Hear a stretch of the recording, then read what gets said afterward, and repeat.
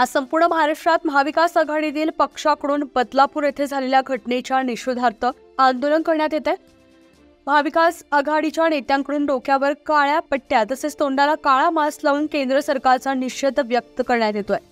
तसेच बदलापूर येथे घडलेल्या घटनेतील आरोपींना फाशीची शिक्षाही झालीच पाहिजे अशी मागणी महाविकास आघाडीच्या नेत्यांकडून केली जाते। तसेच केंद्र सरकारच्या विरोधात जोरदार घोषणाबाजी करत केंद्र सरकारवर टीका केली। महाराष्ट्रात मुली सुरक्षित नसल्याचं म्हणत त्यावेळी महाविकास आघाडीच्या नेत्यांकडून केंद्र सरकारवर निशाणा साधलाय। आज महाराष्ट्रात महाविकास आघाडीतील घटक पक्षांकडून बदलापूर येथे घडलेल्या निषेधार्थ आंदोलन करण्यात येते। तसेच केंद्र सरकार विरुद्ध या आंदोलनावेळी जोरदार घोषणाबाजी करण्यात येते। चौकात तुम्ही निदर्शनं करतायत, बदलापूरच्या घटनेच्या विरोधात हे निदर्शनं होत आहे, मोठ्या प्रमाणात कार्यकर्ते जमलेले आहेत। बघा, विषय असा आहे की महिलांच्या प्रोटेक्शनाचा आव आणणारे आणि महिलांच्या प्रगतीसाठी काम करणारे, स्वतः राजकारणासाठी महिलांचा उपयोग करणारे, आज महिलांवर ज्या वेळेला अत्याचार होतो त्यावेळेला गप्प बसतात, त्यावेळेला त्यांना जायला वेळ मिळत नाही।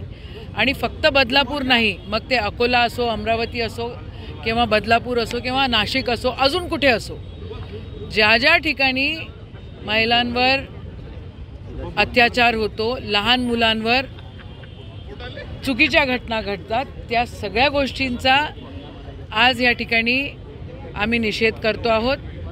आज महाविकास आघाडीने बंद पुकारलेला होता, पण सरकार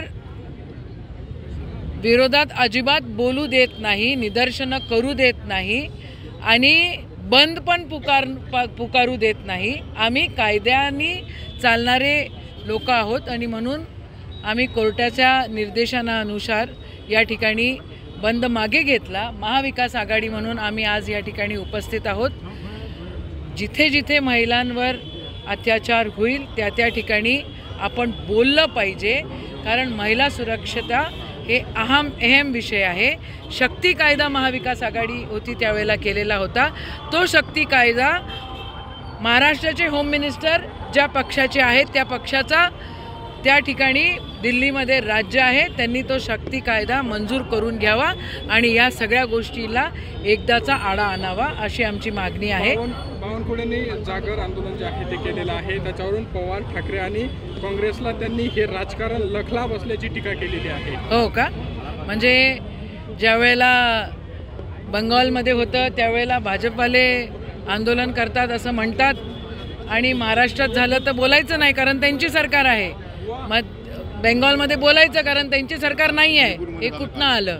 काल मणिपूरमध्ये कुठे काय काय होतं आहे हे सगळं तुम्हाला माहिती आहे। तर मणिपूरमध्ये काही झालं महिलांवर तर त्यांनी बोलायचं नाही आणि महाराष्ट्रामध्ये आम्ही बोललं तर त्यांनी रोकायचं, त्याला राजकारण म्हणायचं। राजकारण करणारी ही लोकं आहेत, हे निदर्शनं करू देत नाही, बंद पुकारू देत नाही।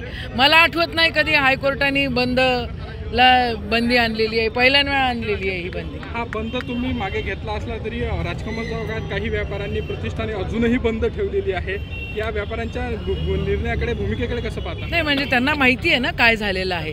छोट्या छोट्या चिमुकल्यांवर जर अत्याचार होतो आणि ती प्रवृत्ती वाढते आहे, त्या प्रवृत्तीसाठी काही केल्या जात नाही आहे। महिला बाल कल्याण मंत्रालयाचा त्या ठिकाणी पूर्णपणे मुख्यमंत्री त्याचा उपयोग घेत आहेत। ज्या लोकांची संस्था आहे ते भाजपचे कार्यकर्ते आहेत, याच्याकडे जर दुर्लक्ष करत असतील तर या सगळ्या गोष्टीचा निषेध केलाच पाहिजे।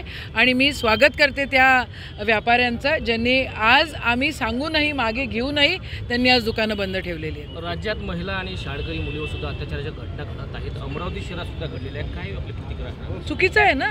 अमरावती शहरात घडलेली असो, अकोला शहरात घडलेली असो, नाशकात घडलेली असो, अजून कुठे घडलेली असो, कुठेही लहान मुलांवर जर अत्याचार होत असतील तर या ठिकाणी प्रशासनाची, शासनाची, होम मिनिस्ट्रीची, पोलिसांची भीती राहिलेली नाही आहे, हे नक्कीच।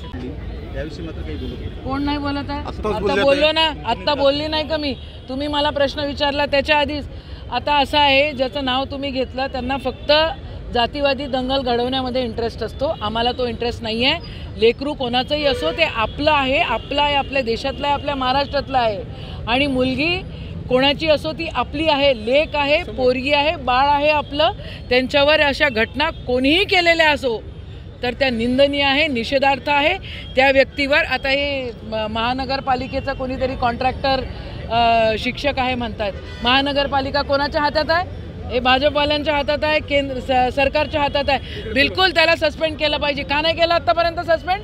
मग इथं काय तोंड बंद आहेत का तुमची?